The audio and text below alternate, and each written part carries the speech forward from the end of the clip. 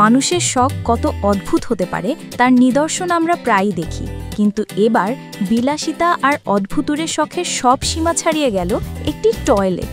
তাও আবার যে টয়লেট নয়, পুরোটাই নিরেট সোনা দিয়ে তৈরি।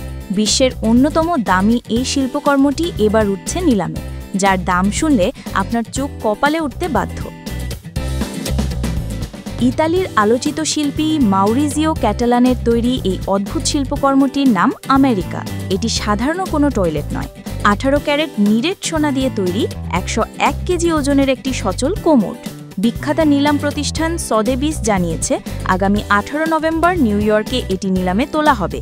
শুনলে অবাক হবেন, এই সোনার টয়লেটের নিলাম শুরুই হবে $10 মিলিয়ন থেকে, যা বাংলাদেশি মুদ্রায় প্রায় 122 কোটি টাকার সমান।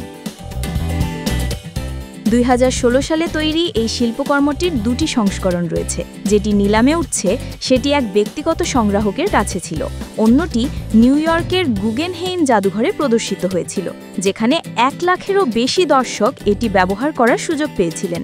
মজার ঘটনা হলো, সাবেক মার্কিন প্রেসিডেন্ট ডোনাল্ড ট্রাম্প একবার এই জাদুঘর থেকে ভ্যান গগের একটি বিখ্যাত চিত্রকর্ম ধার চেয়েছিলেন, কিন্তু জাদুঘর কর্তৃপক্ষ চিত্রকর্মের বদলে তাকে এই সোনার টয়লেটটি ধার দেওয়ার প্রস্তাব দিয়েছিল।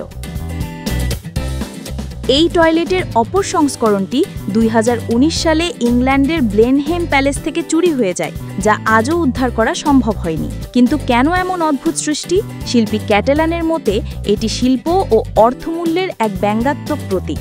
তার ভাষ্যমতে, আপনি $200 দামি লাঞ্চ খান কিংবা $2 হটডগ, দিন শেষে সবাইকেই টয়লেটে যেতে হয়। বিলাসিতার নিরর্থকতা বোঝাতেই মূলত তার এই সোনায় মোড়ানো সৃষ্টি। News desk, ATM.